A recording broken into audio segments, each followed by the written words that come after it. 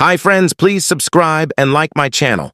I gifted my parents a lavish 5-day cruise along the California coast, a trip meant for the three of us to share. But when I arrived at the airport to pick them up, my idol sister tagged along, ready to take my place.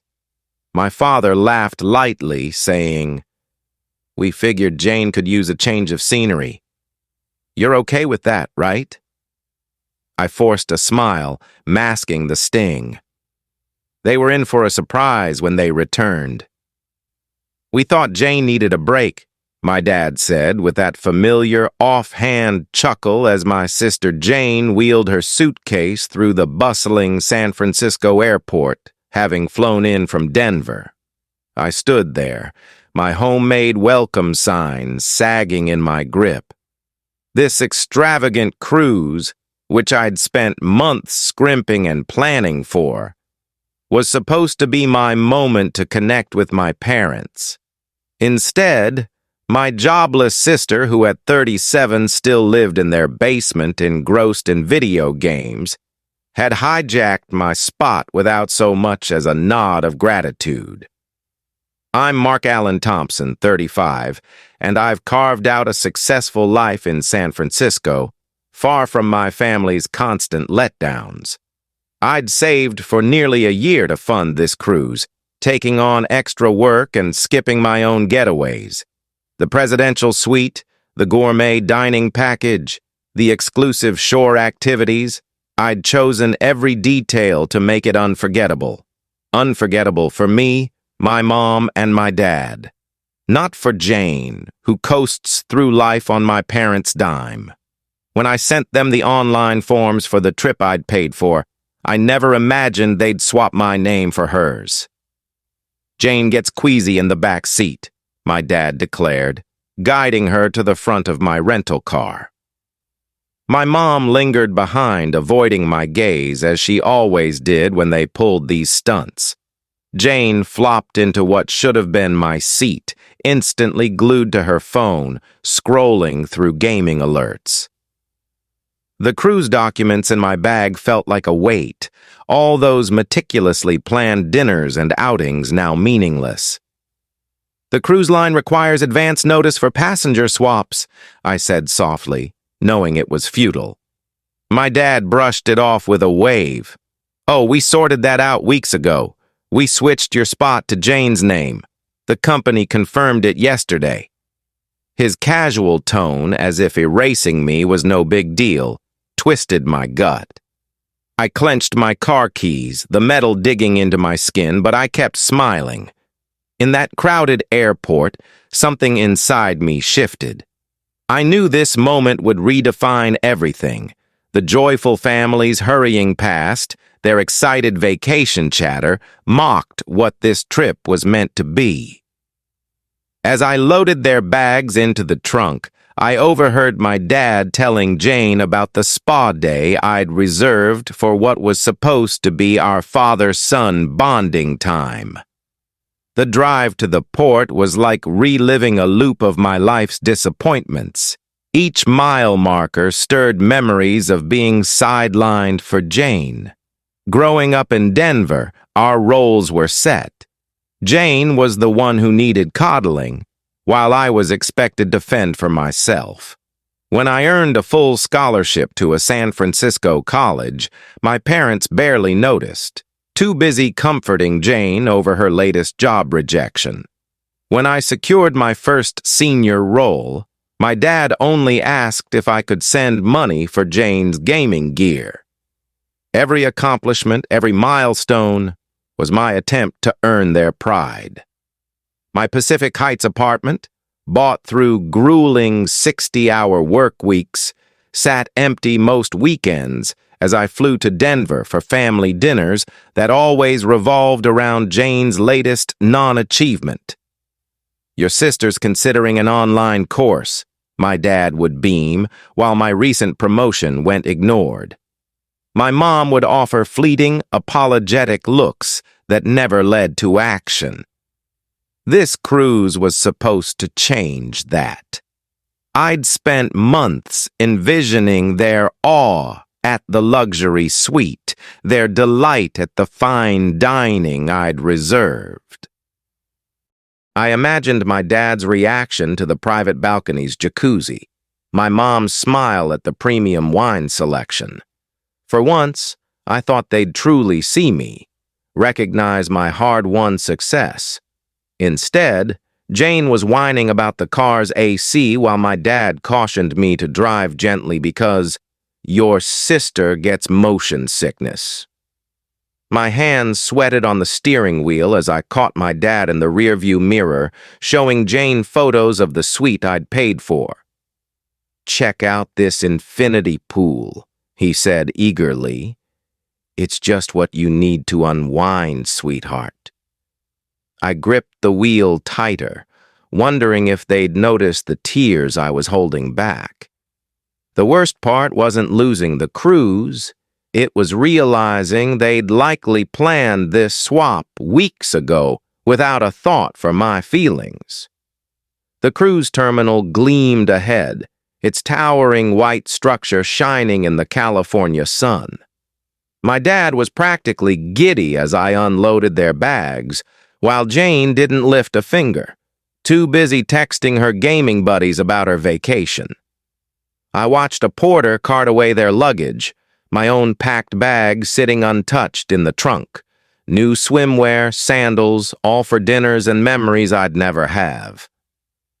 "Take lots of photos, okay?" I asked, my voice hollow. My dad was rummaging for their boarding passes, the ones I'd booked in my name. "Sure, we'll show you everything when we're back," he said, not looking up. My mom mumbled a shy, "Thanks for driving us, honey," before my dad called her to check in.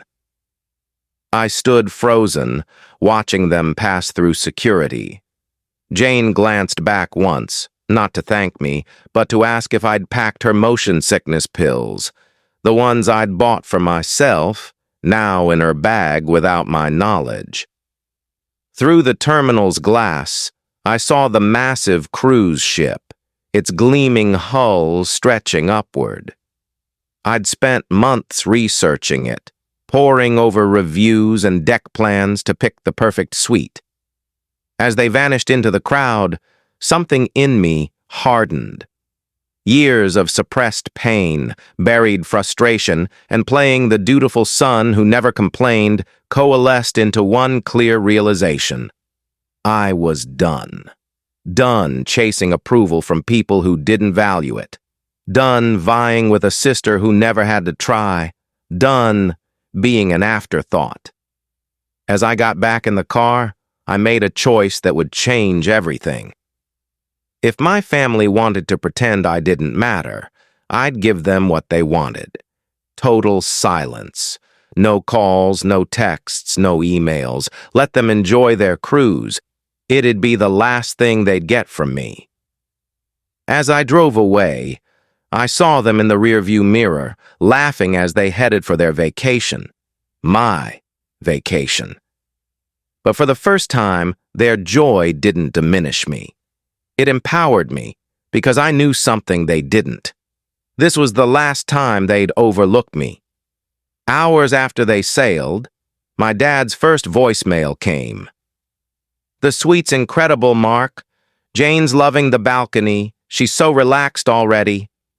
I deleted it without replying. The second call came during their first dinner at the upscale restaurant I'd booked. "The steak's phenomenal. Jane says it's her best meal ever." Delete.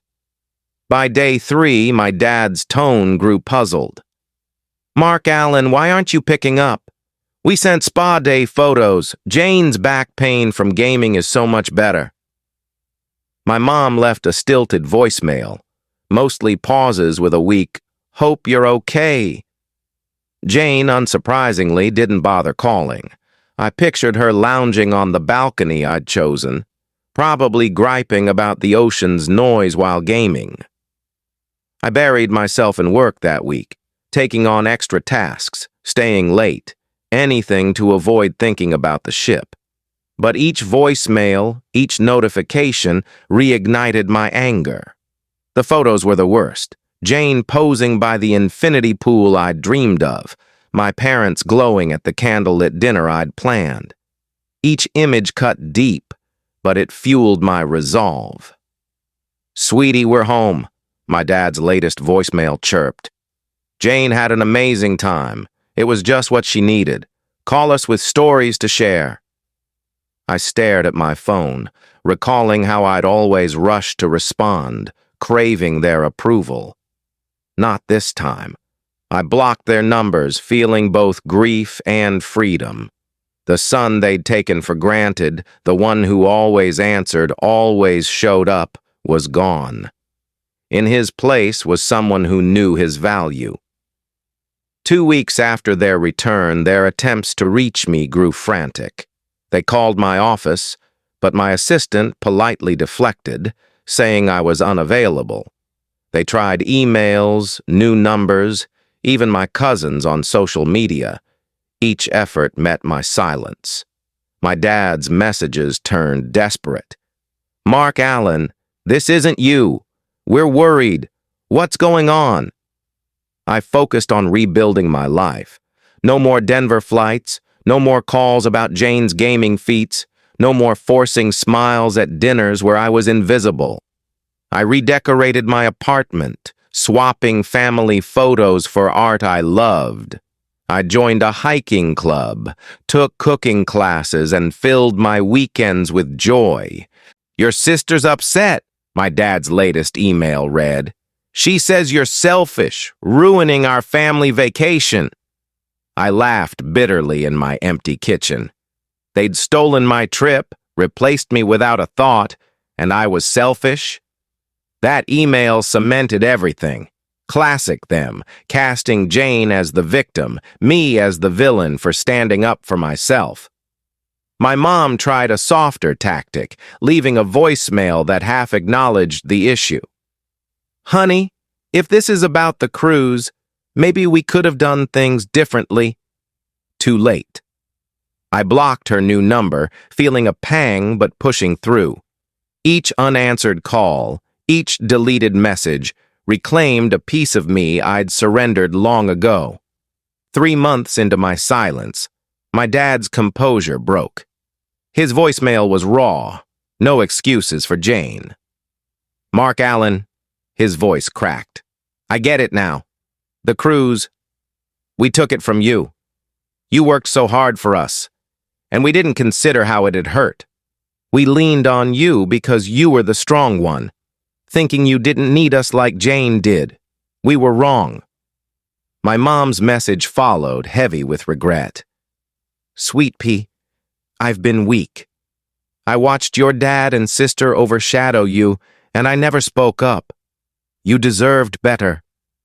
Jane's response? Silence. No apology, no recognition of her role. She likely still saw herself as the victim, her silence confirming why I'd needed to step back. While my parents began to see their errors, she remained entitled, expecting the world to cater to her. Sitting in my home office, gazing at the San Francisco skyline as the sun set in hues of gold and pink, I felt peace. Their late realization didn't erase years of hurt or the betrayal of the cruise, but it affirmed my choice to prioritize myself. Their desperation showed they only valued me when I stopped being available. That evening, deleting their latest messages, I caught my reflection in the window. Shoulders squared, head high, a new confidence. The son who'd do anything for their approval was gone, replaced by a man who knew their validation wasn't worth his self-worth. 6 months into my silence, my life had transformed. Free from the drain of pleasing my family, I had newfound energy. I redecorated my apartment, painting over the bland walls my dad had insisted on with vibrant colors I chose. The stiff furniture I'd bought to impress him was replaced with cozy pieces that suited me. Each change felt like reclaiming myself. My weekends, once consumed by Denver trips and family duties, became mine. I joined a sailing group, took photography classes, and started hiking, filling my travel fund with money once spent on Jane's gifts. At work, free from my dad's crisis calls about Jane, I was sharper, more creative, earning another promotion I celebrated fully. Colleagues noticed my confidence, my stronger presence in meetings. The hardest part was the guilt that crept in at night, years of being told I was responsible for their happiness. But therapy helped me see their behavior as emotional abuse, my silence as protection, not punishment. Their messages evolved from demands to pleas. My dad's latest email admitted, "We didn't realize how much we relied on you until you were gone. Jane's struggling without you, and we're lost." Even in his apology, Jane's needs came first, but I felt no urge to fix it. One evening, listening to my mom's saved voicemail, "I miss you, sweet pea. I miss the son I never truly knew." I cried, not from pain, but from recognizing my growth. The son she missed was gone, replaced by someone who knew love shouldn't demand self-erasure. A year after the cruise, my parents appeared unannounced at my office. My assistant, now my boundary guardian, called. "Your parents are here. Should I call security?" I stared at the spot where a family photo once hung and said, "Let them up." They looked diminished, my dad's bravado gone, my mom's shoulders slumped. The silence lingered until my dad spoke, voice trembling. "We sold the house. We told Jane to move out, support herself. We're trying to fix things, not just with you, but everything." My mom slid an envelope across my desk. "These are cruise receipts, every cost you covered. We want to repay you." I didn't touch it. "It was never about the money," I said. "It was about respect, about being valued, about my feelings mattering before Jane's." My dad wept, not his usual manipulative tears. "We know now," he whispered. "We're in therapy, learning why we leaned on you and let Jane slide." My mom handed me a letter. "Read it when you're ready," she said. "We'll wait until you decide if you want us back." They left without pushing for promises or affection, respecting my boundaries for the first time. I held the unopened letter, feeling its weight, a quiet acknowledgement of my worth. 2 years later, I read their letter, a 12-page reckoning of every time they'd sidelined me, every moment they'd undervalued me. It wasn't just an apology, it was recognition of who I'd become despite them. They wrote of watching my success from afar, my strength, my refusal to shrink. Jane never apologized. She's working at a gaming store now, forced to support herself at 39. My parents set boundaries with her, learning that enabling her wasn't love. It was fear of her failure, of losing their role as her rescuers. I'm different now. The man in that airport accepting his replacement is a stranger. True strength isn't enduring mistreatment. It's saying enough. My worth isn't tied to their approval anymore. I've started rebuilding with them on my terms, meeting every few months for honest talks. My dad no longer fixates on Jane. My mom shares her own thoughts. It's not perfect, but it's real. Last week, my mom called to say she was proud of me, not for my success, but for standing up for myself. "You showed us what we could lose," she said. My dad added, "We tried to dim you when we should have helped you soar." Looking back, that cruise betrayal was my liberation. By taking my place, they set me free to become someone who'd never again be an afterthought in his own life. Thank you for watching Story. Please subscribe and hit the notification bell for more real-life stories.